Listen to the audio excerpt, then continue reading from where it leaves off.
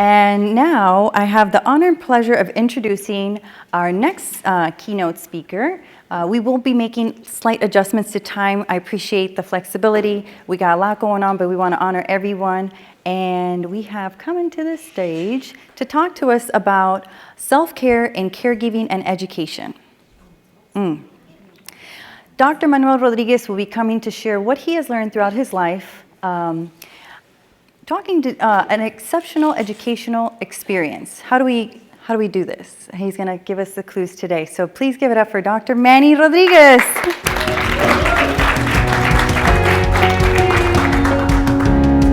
Thank you very much. Well, good afternoon, everyone. All right, good afternoon. So I'm the guy after lunch. And also, following an award recipient like that, that's pretty intimidating. Anybody that can go on a stage and say, you know, the fun and beautiful part of math deserves an award and an investor.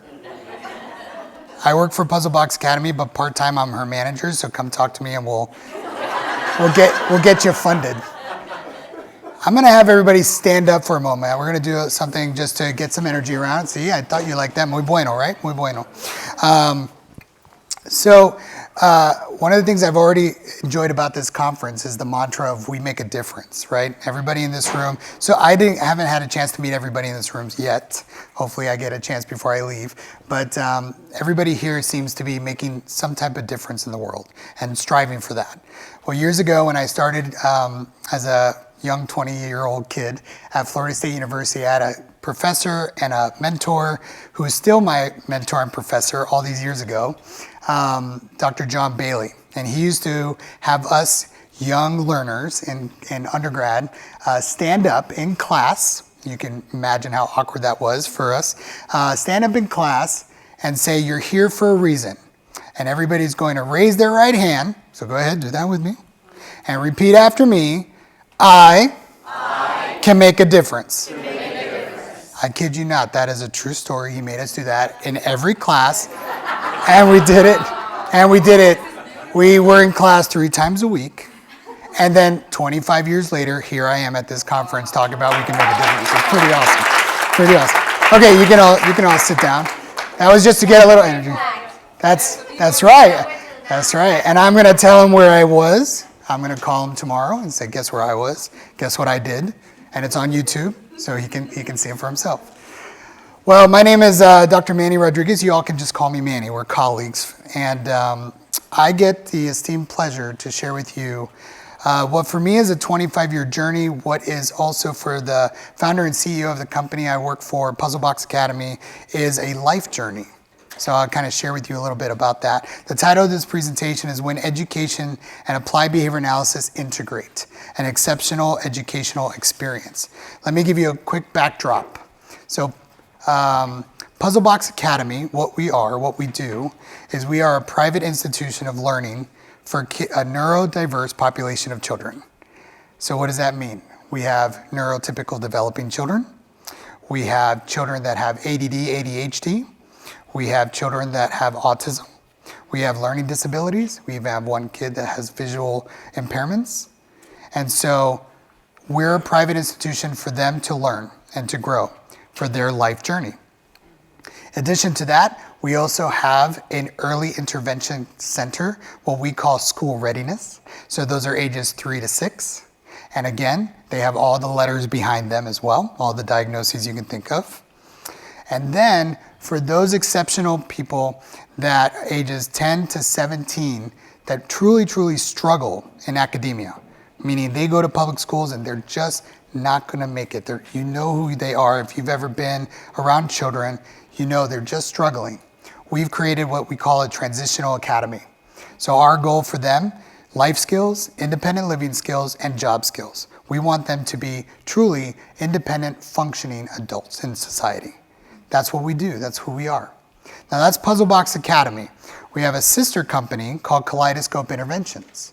Kaleidoscope Interventions is founded on applied behavior analysis. It's a group of professionals that provide behavior analysis therapy to children on the spectrum, children with developmental disabilities, children with learning disabilities. And together, they truly act in partnership. So Kaleidoscope Intervention clients, and we bill funded through insurance, our clients are the same students of Puzzle Box Academy. So together, we've, over the years, have worked in synergy to help these kids in their life journey. Now fast forward to present day, after COVID, right? After COVID, when the kids got sent home, our schools closed down. Some of our kids were struggling at home, right? You can imagine these kids have very specific learning needs, and then they were told to stay home. So we were working with our families night and day to figure out how are we going to help them, and we had a kind of an epiphany. We have this awesome technology called applied behavior analysis. We're doing some exceptional things. I'm going to show you some highlights of what we're doing. And then we have this uniqueness of saying, well, wait a minute, what else can we do? We got this kind of beautiful thing called time, because we don't have to teach right now. What can we do even better? So fast forward, we've become kind of what I think is the sole education provider where we've taken ABA, applied behavior analysis, and we've integrated it into the classroom. Now, why we did that was kind of forced a little bit. Insurance companies lately have been making it more restrictive in terms of what kind of therapy we can provide. So I'll give you a couple of quick examples. We got kids that are pretty young, even to the age of 10 years old, that still don't know how to tie their shoes, still don't do those daily living skills like brush their teeth. Well, insurance says you can't provide that type of therapy. That's a life skill. We don't authorize that. Wow, right? That's crazy. So we said, okay, we got you. We hear you. We'll still be in compliance. We're just going to take that skill and we're going to teach it in the classroom. Another quick example is fine motor skills. I see a bunch of you with your pens and your writings, or those that are more digital doing this thing, right? Some of our kids can't do that. They struggle. And it's not just on the occupational therapy side. They just don't do it. They don't have that cognitive ability. So we tell insurance we want to work on their fine motor skills. Not allowed to do that either. So we said, okay, we hear you. We're going to stay in compliance. We'll just take it into the classroom. So our teachers are working with the academic side, and our teacher assistants are behavior analysts. Our registered behavior technicians, they know the science, they know the ins and outs of how we do things, and they're going to put it in the classroom. It's pretty cool. That's how we integrate it. So I'm going to share with you a couple of highlights. Now, I mentioned applied behavior analysis. Some of you, how many of you, raise your hand, have ever heard of applied behavior analysis before? Okay, there's a lot of yeses, but some no's. So I was hoping that might be the case. I just want to do a quick little introduction, call this the elevator speech of 100-year-old science, okay? So applied behavior analysis, let's just break it down. The applied part is that everything we do in our science is focused on what we call socially significant behavior to the individual's life. So I have colleagues in behavior analysis that work with addicts. I have colleagues that work with individuals that are incarcerated. I have colleagues, of course, that work with children with autism. I spent about 20 years of my career working with executives and working with managers to help support their teams and be more productive employees. How many of you have ever worked in a place where the employees, there's some problem behaviors in the employee ranks? That's what I did for 20 years. That's okay. So applied, so we focus on those socially significant behaviors to help support good quality of life for that individual, okay, no matter who they are. The behavior side, behavior is anything we say and do. I love coming to conferences like this because I get to geek out a little bit because I get to learn about neuroscience. I get to learn about artificial intelligence. It's all the stuff that I don't get to do on a day-to-day basis. So now I get to learn and sit there and just absorb as much as possible. Because what I do on a day-to-day basis is I focus on observable behavior, and that's what I track, that's what I measure. And I love learning about the stuff I can't see, because that's the stuff you guys do. That's cool. So, but behavior is anything we say and do. Walking, talking, chewing, you name it, right? On the behavior side of with these kids, for example, we talk about their verbal skills, speaking, language, right? We also work with problem behaviors, hitting, kicking, biting, punching, throwing. It goes on and on and on, right? So that's the behavior side.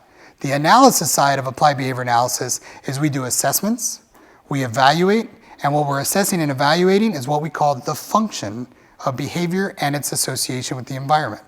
So the function of behavior, if any of you don't have to have kids, if you don't have kids, think about your fellow employees. How many of you would know somebody, whether it's a kid or an adult, that's attention seeking? Everybody, right? So attention seeking is a function of behavior. They're doing what they're doing to seek attention. How about, do you know somebody that does things to escape or avoid something?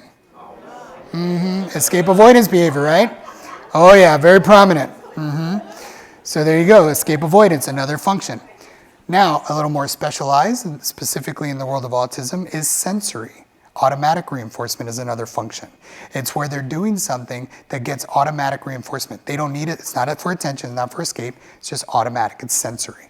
So we have kids that do what's called self-stimulation, right? They flap their hands, they jump up, they run, whatever it is, right? Some of us have self-stimulating behaviors. How many of you are pen clickers? Anybody pen clicking here? Oh, we got one. Good, brave soul right there. Thank you. So that is a form of self-stimulation. And nobody's giving him attention for self-clicking, right? Thank you for joining me there. So function. The function and the environment. That's what we focus on. That's our analytical side. So that is my elevator pitch of what is ABA. So ABA and autism, when I first started in this field, it wasn't as prevalent. So early 2000s, take a little background in history, early 2000s, it was about 1 in about 150 children were diagnosed with autism. Today we're at 1 in 36. 1 in 36. Now, early 2000s, 2010, that's when we started seeing applied behavior analysis applied to the world of autism, whether it was children or adults, what have you, to really, based on the science and based on the data, it really became kind of that go-to therapy to really help these individuals. Now, we focus on all sorts of things: communication, language, social skills, self-care, play and leisure, motor skills, learning, and academic. And that's what we do. And by the way, I love putting slides up where I get to see the kids I work with every day. Those are the kids I get to work with every day. And they're doing some great things, right? These kids, they have a journey, they're on a journey, they're on a life path, and we're just here along for the ride to help them out. ABA in education has been even further back. So how many of you heard of a guy named Dr. B.F. Skinner? B.F. Skinner? All right, some of you. B.F. Skinner is kind of the founder of behaviorism or behavior analysis. And one of the things that B.F. Skinner was known for, specifically when he was teaching at Harvard and a couple other places, is he found that he could take the science of human behavior and apply it to learning and education, specifically with getting kids to actually track their own data, track their own progress, give themselves feedback as opposed to relying on the teacher. Okay. Now, for those of you that are educators, just to be warned, I'm not saying teachers don't have a place. I never said that. I'm not going to say that. Teachers have a role. They have a very specific role for that kid. But we can also arm the kids to give themselves some teaching and learning. I'm very excited to tell you that after several years, we have kindergartens all the way to 12th grade tracking their own progress, tracking their own data, measuring every single thing they're doing in terms of learning to what we call fluency. Quick definition of fluency is the ability to do anything consistently, accurately, and without hesitation. That's super powerful. Any kid, imagine a kid learning the alphabet, learning numbers, learning math, right? You want to be fluent. Now, fluency, we're not looking for the A's and the B's. We're looking for mastery of that skill, whether it's tying their shoe or learning advanced statistics. So that's what we're all about. And so what we've done with ABA is we've taken that science of behavior analysis and we've applied it to their education track. So they track their own data. They collect they get feedback for themselves. The teacher is also tracking data, giving feedback to the student. And that's how we've integrated. And we do it for the elementary school. We do it for the junior high and high schools. And this is our transitional academy. These are the kids, they're not earning a high school diploma. They're just learning those basic life skills. Pretty awesome. All right.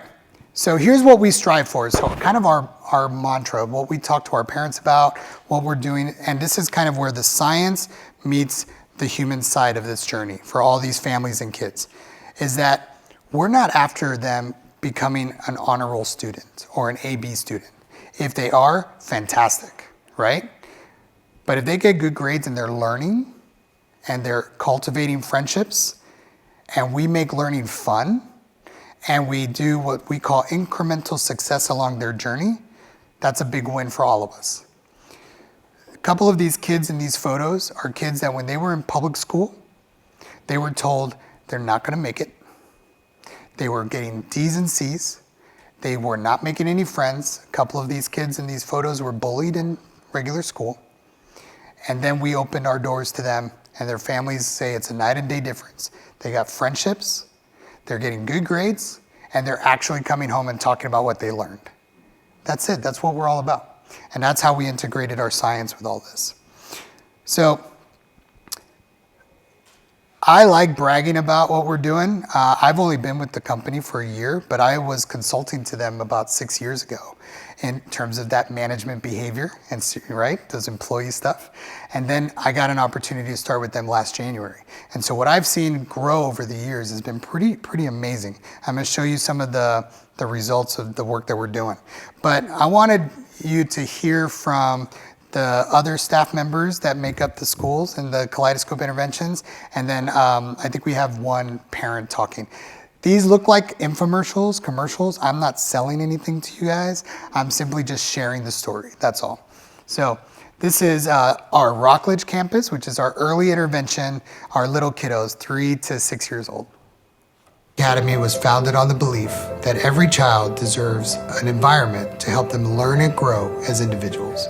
Rockledge is a school for children with learning differences. We range from preschool to TK1. We let kids be kids. We learn through play. There is no homework. Kids are encouraged to be themselves. My daughter is not the same little girl she once was. She's much more happy, confident. By the way, I didn't purposefully wear the same shirt. Just a fun coincidence. But I do have the same hairstyle on purpose. So this is our Palm Bay campus. This is our elementary school. So this ranges anywhere between 5 and 6 years old to start. And then it goes all the way to 7th grade, 8th grade. However, just so you know, you're gonna see some kids there that look a little older. And that's because no matter what grade, whatever age they are where they are. So we have 13-year-olds, for example, in 6th grade. That's because that's where they are. So we accept them for where they are and we help them get along the way. Palm Bay. Applied behavioral analysis is infused every day into our classrooms to help our students positively get reinforced. With our clinical staff, we're able to support those students that might need that additional support in the classroom to give the greatest gains that they can give. Our strong classroom management allows our students to know what to expect every day. Every child's curriculum is individualized, and they find a place that they can call home. We are a huge family. All right, last but not least, and we just opened the doors to our junior high school about a couple years ago. And part of that was for demand. A little backstory really quick. So our CEO and founder started this journey with her own son. Her son was diagnosed with autism at the age of, I think, 3 or 4. And she was faced with that reality as any parent would be, which is, what do I do now? Right? At that time, so that was 16, 17 years ago, ABA, autism, the world of autism was still in its infancy in terms of knowledge and resources. So she did her own research as a mother and found applied behavior analysis. However, she was in West Virginia, and over there, their resources were not abundant. So she found some pioneers and practitioners right here in Florida. And so she packed up her son, packed up her husband, and said, we're going to Florida. Moved to Florida, quit her job in the finance world. She was working for Aetna Insurance, and became a stay-at-home mom to dedicate her whole life to her son. Fast forward, her son became school age, and she hit one roadblock after another roadblock after another roadblock with regards to educational support. And so being the entrepreneur and business lady that she is, she decided, you know what, I've had enough. I'm gonna create a different environment for my son and every other kid that faces the same problem. That was now 10 years ago. So we've served over 1,500 families, but along the journey, her son, his name is Loki.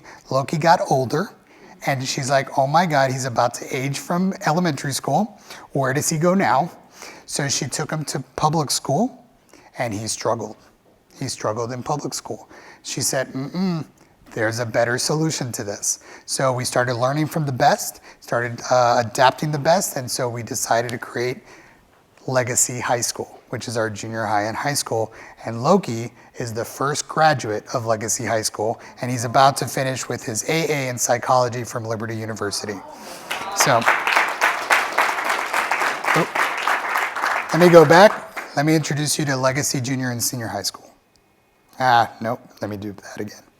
Legacy High School is a middle school and a high school. We serve kids in grades 6 through 12. We cater to a specific part of the autism spectrum. It's for our kids that are college bound, that are trade school bound, that are looking for a career. We also offer a variety of different elective courses such as life skills and cooking. Students thrive learning these new skills, and we're preparing them to be independent adults. So our junior high and high school, for example, is doing things that, well, I hate to say it, but some of our public schools don't do it anymore. So we have a cooking class, and we teach them how to cook. We have a sewing class, which let me tell you, they are not excited about sewing. But they do it, and they learn it, and then they go home, and you can see them sewing. We've taught them how to change a tire. We're teaching them how to change oil in a car. I mean, for those of us that may have been doing those things when we were in school, those things are not around as much as they used to be, all right? So we are teaching these kids those skills, on top of the fact that they are going online and they are getting their education. So the way that we do that, just for anybody that's interested, is the high school and junior high, their academic program is an affiliation with Acellus Academy, which is an online program. We then supplement that with live teachers to help them along their journey. So our teachers may not be the teacher of the course, but our teachers learn the material and help them get through the material, right? So we call them tutors is what we call them, just to help them along the way. Then we supplement their online academics with live instruction. Pretty cool, right? All right, so I thought I'd share with you some data. So I started reading a lot of the bios here. I did my homework of who's here and who's speaking. And a lot of you are scientists, so I assumed you like some data. So applied behavior analysis, we consider ourselves scientists, and I love my data too. So this is pretty amazing what we're doing. So this is one evaluation of our students' academics, just one of about 3 or 4 that we do. And we do these annually, and then throughout the year, we do it in between. So once a quarter, we do mini evaluations. So this is 2021 to 2023. The blue is overall average across 70 of our students. The orange is K through 3rd, and the gray is 4th through 8th. And what you're seeing, those numbers are grade levels. So what we are finding in our data is we are able, through our treatment combined with our academics, is we're able to take that technology and provide these students an enriching environment where they can jump a grade to almost 2 grades within 1 academic year. And most of our kids are coming to us already below grade level. That's pretty awesome. So I have 5 minutes left. Look at me being on time. So my name is Dr. Manuel Rodriguez. There's my email address. I wish I would have done that QR code. That was brilliant. So I'm going to steal that for next time. But please email me if you have any questions. I'm going to be here until after the coffee break, after the second coffee break. And then I'm going to journey home so I can be with my family and for the weekend, because my 5 kids say you better be home by 8 o'clock or there will be consequences for your behavior. My kids are mini behavior analysts in the making. So, but thank you so much for the opportunity to speak to you today. And I hope to meet more of you or all of you before I leave. Thank you.